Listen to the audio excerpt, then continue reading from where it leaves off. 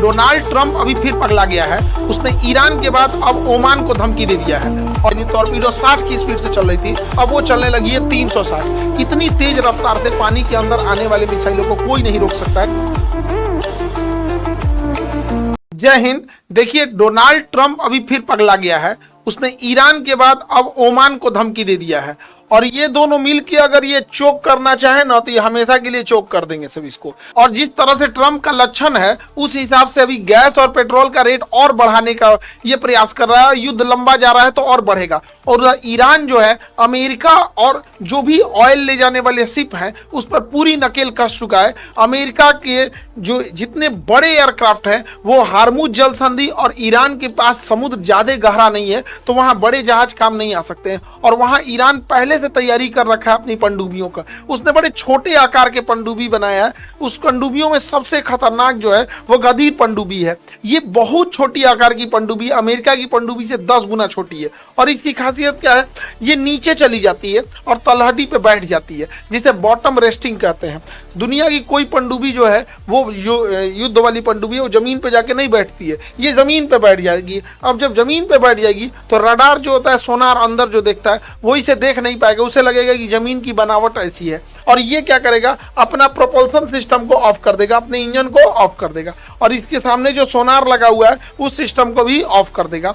और जैसे ही कोई दूसरा दुश्मन का जहाज या दुश्मन की किसी भी तरह के जहाज आता है या जिन जहाजों को ईरान चाहता है कि हॉर्मुज न छोड़े उस पर हमला करना, वो या तो यहाँ से टॉर्पीडो मार देता है या फिर वहां पे जाके माइंस लगा देता है। और ये इतनी छोटी पनडुब्बियां होती है कि ये पकड़ में नहीं आ पा रही हैं। और ये टॉर्पीडो और माइंस दोनों लगाने में माहिर होती हैं। माइंस जो होगा, जहां कहीं भी कंपन होगा जहाज आएगी उससे जाके अब ब्लास्ट कर जाता है। जब माइंस ब्लास्ट करता है तो कुछ सेकंड के लिए वहां का पानी हट जाता है।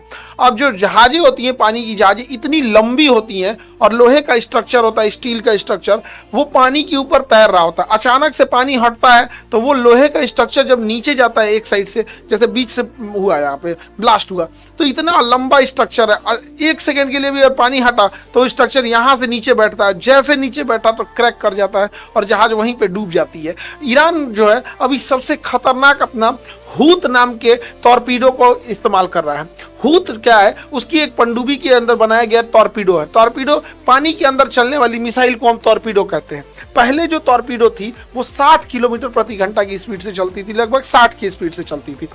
अभी उसने एक बनाया हूत टॉर्पीडो। इसमें क्या किया, उसने दिमाग लगाया। इस टॉर्पीडो मिसाइल की जो एग्जॉस्ट होती थी, जो धुआं होता था, उसको क्या किया, ये बाहर कैप लगा दिया।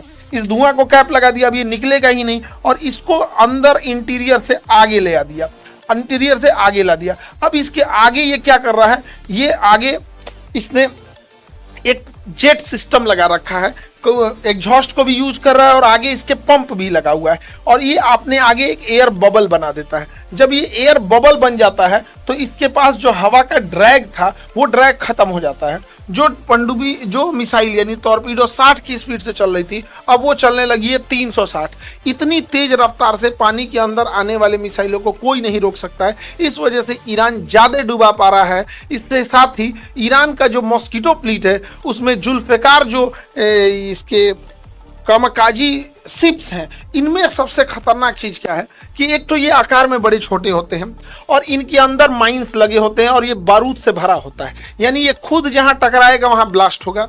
इसके अलावे क्या होता है, इसके ऊपर मशीन गन लगा के रखा है और मिसाइलें होता है, यानी ये जब तक पास आ रहा है तब तक तो मिसाइल चलाते रहता है। और जैसे ये किसी दुश्मन की जहाज से के पास आ जाता है